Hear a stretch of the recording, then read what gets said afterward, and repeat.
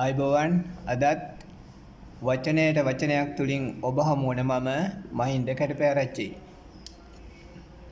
රනිල් උන්නේ කියලා තිබ්බා මේ ආණ්ඩුව පෙරලනවා ඔන්න ලෑස්ති වෙලා ඉන්න ජනවාරි වල පෙරලනු කියලා තිබ්බා. ඔයගොල්ලෝ ලෑස්තිද? දැන් ඔය මේ කම්මලට දීලා දැම්ම ඔය යකඩයක් දෙකක් හදවගත්තා නම් හරි පෙරලන්න. කවුද මේ පෙරලන්න දඟලන මෑන්?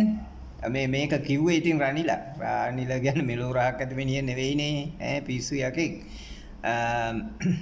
අර හැබැයි මිනිහා තනි දමනියෙන් ඉන්න මිනිහෙක්නේ. ආයෙමත් ওই මිනිහා කියන්නේ ඔය සත පහකට ගණන් ගන්න දෙයක් නැහැ. මූඩ මේ සමහරලාට ලේ නරක් වෙලා දැන් තනි දමනියෙන්නේ ලේ ගමන් කරන්නේ. ඒ හොඳ ලේ යන්නේ නරක ලේ යන්නේ ඔක්කොම දැන් දමනි දෙකක් තියෙනවානේ. දැන් මේකගේ එකයිනේ ඉතින් වැඩ කරන්නේ. එතකොට මූඩ පිස්සු ඇදලා තියෙන්නේ. මොකක් හරි එහෙම අවුලක් තියෙනවා. ඒ හින්දානේ ඔය කියන්නේ. දැන් හරි මේ රනිල්ට පෙරලන්නත් මේක පෙරලන්න ලොකු උවමනාවක් තියෙනවා තමයි. ඒක අපි දන්නවා. ඇයි මිනිහා රටේ සල්ලි වලින් කජුම කෑවනේ ලක්ෂ ගාන. කජු කෑව ලක්ෂ ගාන. එතකොට අනික් කෙරුවා වල ටික හිතා ගන්නකො. ඊළඟට කෝකියෝ 16 දෙනේ මූ යකෝ මොනව උයාගෙන කනවද දන්නේ නැහැ. කෝකියෝ 16ක්. අර අනුර ජනාධිපතිතුමාටත් ඒවල තිබ්බේ කෝකියෝ 16ක් දෙන්නේ කියලා. ඒ කියන්නේ මේ බලය නැති වෙලා කෝකියෝ 16ක්. බුද්ධුවම් මේ මුළු ලෝකෙම තියෙන උයාගෙන කනවා මං හිතන්නේ. මේ මිනිස්සුන්ට ඉවරලා එදා වේලා කන්නේ නැතුව ඉන්න මිනිස්සු. කීයක් ඉන්නවද රටේ මේ එදා වේලා කන්නේ නැති මිනිස්සු? වේල් තුනෙන් එකක් කාලේ ඉන්න මිනිස්සු. ඒ හේව් එක මූඩ මේ කෝකියෝ 16ක් ඕන. උයාගෙන කන්න. හේව් අය මේ. එතකොට මේ මතක තියාගන්න මෙයාට තියෙන ලොකු ගේම් ප්‍රශ්න ටිකක් ඒ ප්‍රශ්න එකක් තමයි මෙයා අර ජනාධිපති වෙලා ඉන්න කාලේ ඇමරිකාවේ ගිහින් ඇවිල්ලා හොරපාරෙන් ගියානේ අර එංගලන්තේ. ඒකට රටේ සල්ලි ලක්ෂ ගාණක් වියදම් කරා. ලක්ෂ 100 ගාණක්ද 400 ගාණක්ද මට ගාණක් තනක නැහැ. ලොකු ගාණක් වියදම් කරා. එතකොට මේක අල්ලස් කොමිසමෙන් ආව කොහොමද ඒක වියදම් කරේ? ඔයාට ඉවරලා එහෙම නීත්‍යානුකූල අවසරයකුත් නැහැ. කොහොමද ගියේ? මේ යකා හොරලේකන වගේ මොනවද හදලා ඉදිරිපත් කළා පෙන්නුවා. හප්පටසිරි වැඩේ හරි ගියේ නැහැ හිරේ දැම්ම.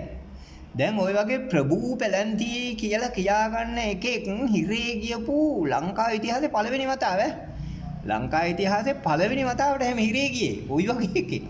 ඉතින් මුඩ හරි අමාරුයි දැන් ලැජ්ජාව අරව මේ ඊට පස්සේ ඕකට තව ඉතින් ඔය හෙන්චයියෝ ඉන්නවනේ කාලයක් ඕකුන් මේ අවුරුදු 30 40 ගානක් පාර්ලිමේන්තුවේ හිටු මිනිස්සු මේ ආණ්ඩු කරපු අය ඉතින් වුන්ට ඉන්නවා ආවතේව කරන කට්ටිය අනන්ත අප්‍රමාණ ඉන්නවා.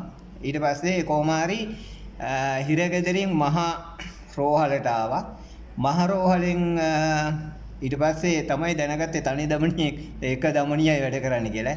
අර බෙල්ලණියා තමයි ඔය කිව්වේ අන්තිමට බෙල්ලණියා ගෙදර ගියා. උගේ බෙල්ලෙන් අල්ලලා එළියට දැම්මා. ඊට පස්සේ මේ ආණ්ඩු පෙරලන්න දැන් ඔය කම්මලට ගිහිල්ලා යකඩ හැමුවක් තියෙන තව උන් නැහැ කෙනෙක් ඉන්නවා. කවුද? රාජපක්ෂ මහරාජපක්ෂ වාර සුනාමි හොරා. ඒ හොරාගේ සිට ඒ පවුලේ ඉන්නවා පිරිමි හොරු 3 දෙනෙක්. නෙවෙයි උන්ගේ පවුල යකෝ අර බැසිලා ගොඩ ඔක්කොම හොරුනේ නේ.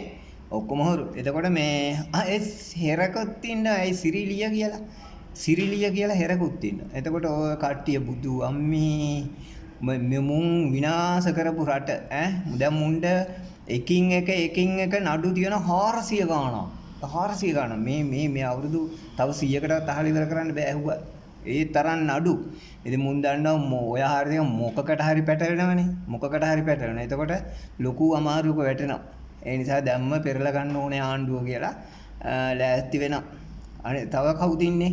ඇයි ඇන්ටිජන් හොරා? නයි මාස්ටර්.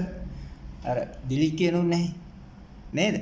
ඔය එක්කෙනෙක් ඌ ඉවරලා මේ අර මිනිස්සු අන්ත අසරණ වෙලා කොරෝනා වෙලාවේ ඉන්නකොට අනිත් රටවල් වල නොමිලේ දුන්නේ ඇන්ටිජන්. මූවි කුණනේ එක 2000කට 2500කට ওই වගේ මුලින් 4000ට 6000ට කුණල පස්සේ ටික අඩු වුණා. ඔන්න ඔහොම හම්බ කරපු කාලකන්ණිය උන් ඇන්ටිජන් හොරා.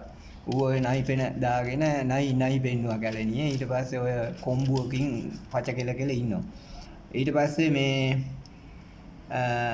තව ඉන්නවනේ ඔය රස්සාවක් කරන්න නැතුව ප්‍රකෝටිපතියෙක් වෙලා ඉන්න ඔය නෑ මොලයක්. රාජපක්ෂලා ගැන ලොකු එකක්. උඩ අයිස්මෑන් කියලා තමයි දැන් කොල්ලෝ කියන්නේ.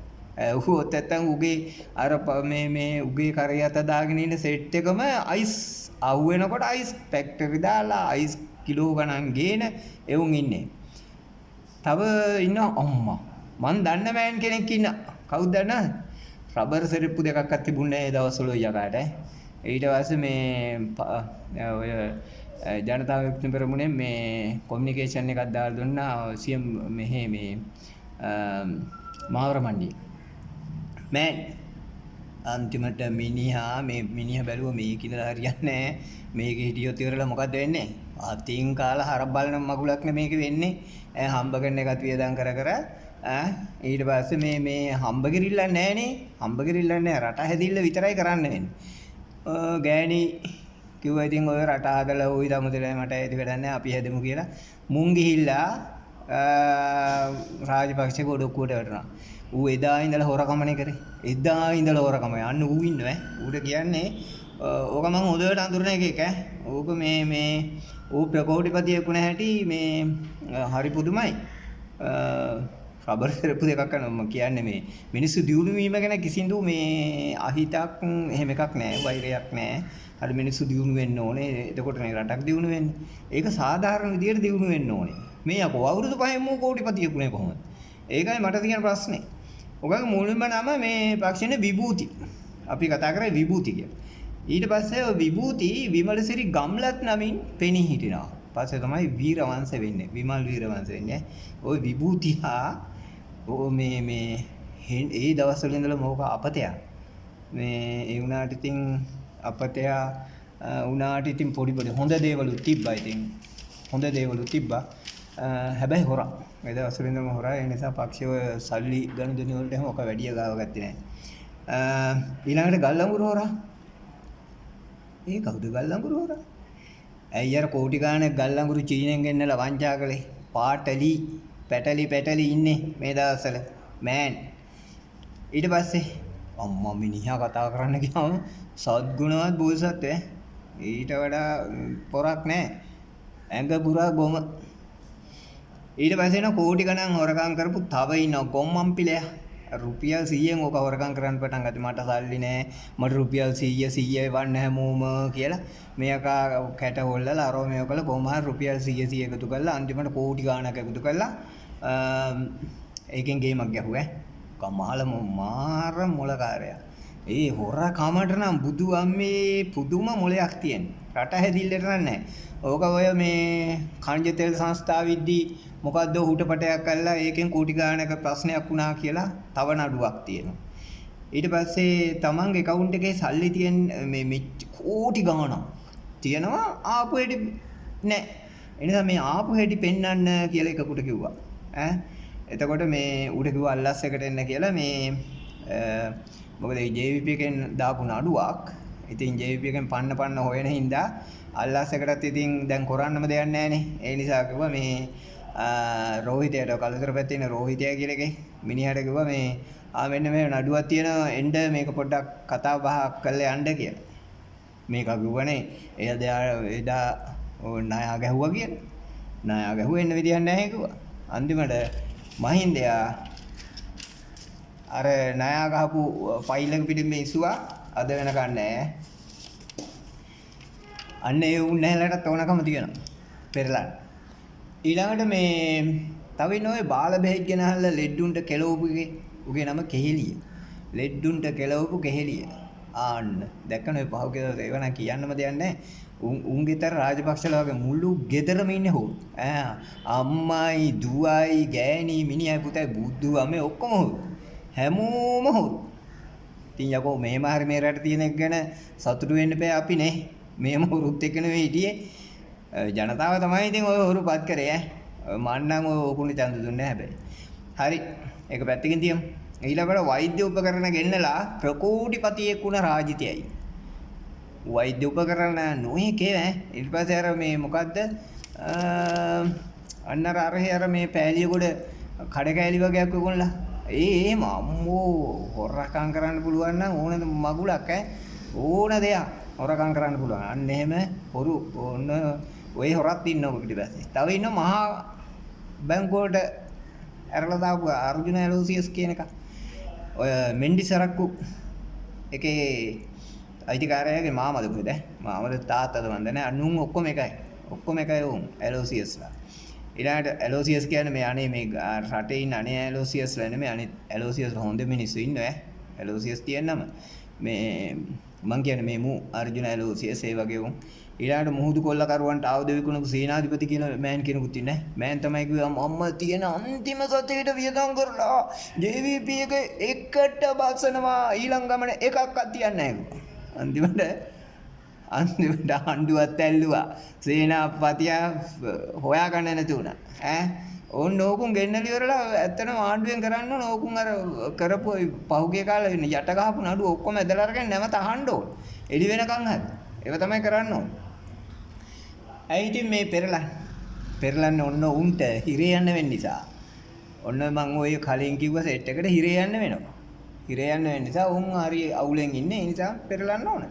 ඉතින් ඒ හින්දා පෙරලන්න ගන්නේ. නැත්තම් මේ දැන් අපේ ඉතිහාසෙම ආණ්ඩුවේ පෙරලිච්ච අවස්ථාවක් තියෙන්නේ. ඔය මේ ගෝඨාභය කාලේ ආණ්ඩුවේ පෙරලපු එකනේ. ඒ කියන්නේ මිනිස්සු පාරට බහැලා උද්ඝෝෂණය කරේ. ඇයි එහෙම උද්ඝෝෂණය කරලා පෙරළුවේ? එහෙම හේතුවක් තිබුණා. මොකද ලයිට් කැපුවා පැය 24න් පැය 23ක් විතර. ඊළඟට තෙල් පෝලින් තිබුණා. මිනිස්සු මෙරි වැටුණා. තෙල් පෝලින් වලත් වැටුණා. ගෑස් සිලින්ඩරේ පුපුල මැරුණා. ඉතින් මෙහෙම මහා ලකලංචියක් වුණානේ හත්තිලව්වේ. ඉතින් ඒ නිසා තමයි පෙරළුවේ. දැන් එහෙම තියනවාද? දැන් මිනිස්සුන්ට නම් ප්‍රශ්නයක් නැහැ. මිනිස්සුන්ට එහෙම ප්‍රශ්නයක් නැහැ. මිනිස්සු මේ ආණ්ඩුවට ආදරේ. මේ මෙන්න මේ හොරු ඔය මං කිව්ව ඉස්සෙල්ලා නන්ටික කියපු හොරු සහ උන්ගේ පිටිපස්සේ ඉන්නවා තව නිලධාරී කලන්තියකුත් ඉන්නවා. ඔන්න ඔය සෙට් එකට මේ ආණ්ඩුව පෙරලා ගන්න ඕනේ. මොකද නැත්තම් උන් හිරේ යනවා. දැන් උන් හිරේ යන එක නවත්තන්න තමයි මේ ආණ්ඩුව පෙරලන්න ඕනේ. නැත්තම් වෙන හේතුවක් මොකුත් නැහැ. වෙන හේතුවක් තියෙනවා නම් ඉතින් මිනිස්සු බහින්න එපා. ඕකුන් යයි බහින්න ඕනේ. මිනිස්සුනේ බහින්න ඕනේ. මිනිස්සු බහින්න ඕන අපිට මෙහෙමයි ඉන්න විදියක් නැහැ මට අපිට තෙල් පෝලිං වල ඉන්න බෑ අපිට මෙහෙමයි මිනිස්සුලාගේ ප්‍රශ්නයක් නැහැ. ඔය දැන් මම මේ එද්දිත් මේ මිනිස්සු හම්බුනහම කොහොමද මේ නෑ එහෙම අම්මෝ අරුන් හිටියා නෑ ඉවරයිනේ නන්නත්තර මෙලහට ආණ්ඩුව විකුණලා ඉන්දියාවට හරි පගේ මේ ඇමරිකාවට හරි ණයම අරගෙන දැන් නම් ඉතින් ඔය දැන් උන් කරපු නෑ උගල මෙහිර වෙලා ඉතින් කොහොම හරි මේක කරන් යනවනේ. දැන් හොඳයිනේ හොරකම් කරන්නේ නෑනේ නීතිය තියෙනවනේ කියලා මිනිස්සු කියනවා ඉතින්. එහෙම මිනිස්සුන්ට ප්‍රශ්නයක් නෑ. මුන්ට තමයි ප්‍රශ්නේ තියෙන්නේ.